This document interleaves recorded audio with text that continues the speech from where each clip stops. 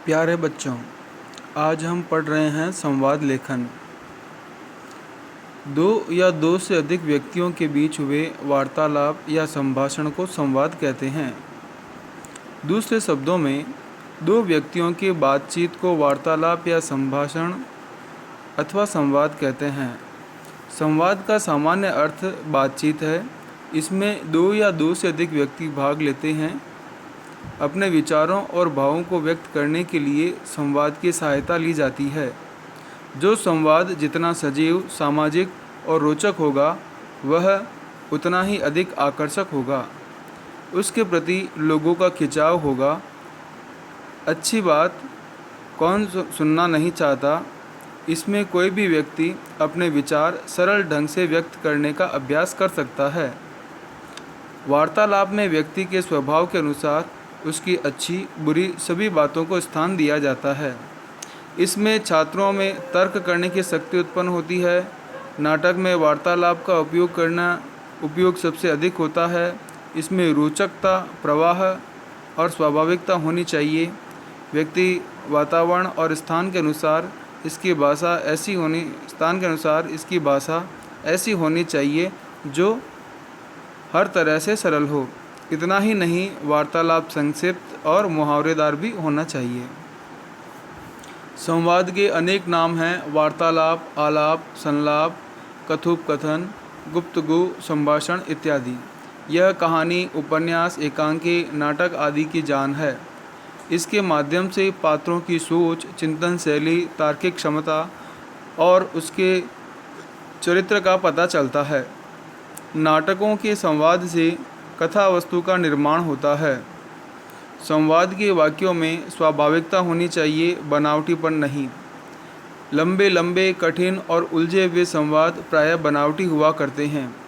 अच्छा संवाद लेखक ही नाटक, रेडियो नाटक, एकांकी तथा कथा कहानी लिखने में कुशलता हासिल कर सकता है। भाषा बोलने वाले के अनुसार थोड़ी थोड़ी भिन्न होती है। उदाहरण के रूप में, एक अध्यापक की भाषा छात्र की अपेक्षा ज़्यादा संतुलित और सारगर्भित होती है। एक पुलिस अधिकारी की भाषा और अपराधी की भाषा में काफ़ी अंतर होगा। इसी तरह दो मित्रों या महिलाओं की भाषा कुछ भिन्न प्रकार की होगी। दो व्यक्ति जो एक दूसरे के शत्रु हैं, उनकी भाषा भी अलग होगी। कहने का तात्पर्य यह है कि संवाद लेखन में पात्रों के लिंग, उम्र, कार्य स्थिति का ध्यान देना चाहिए। संवाद लेखन में इन बातों पर भी ध्यान देना चाहिए कि वाक्य रचना सजीव हो, शैली सरल एवं भाषा बोधगम्य हो। उसमें कठिन शब्दों का प्रयोग कम से कम हो। संवाद के वाक्य बड़े न हों, संक्षिप्त और प्रभावशाली हों। मुहावरेदार भाषा काफ़ी रोचक होती है, अतएव यथास्थान इसका प्रयोग होगा।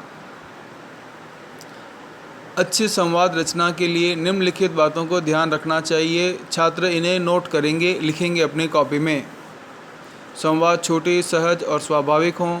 संवाद में रोचकता एवं सरलता हो।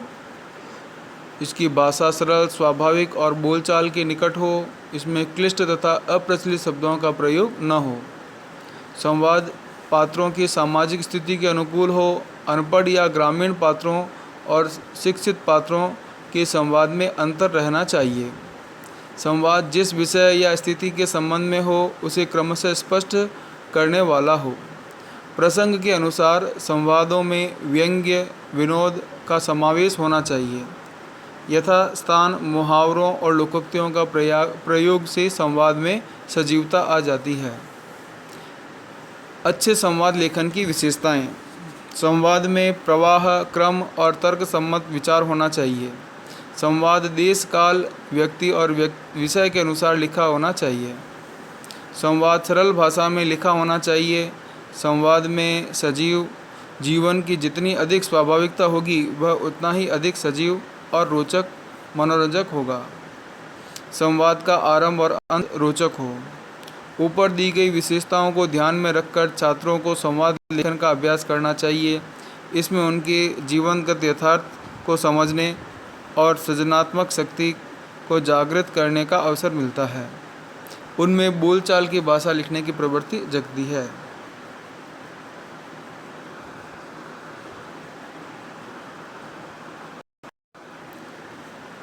एक उदाहरण है संवाद का हामिद और दुकानदार का संवाद।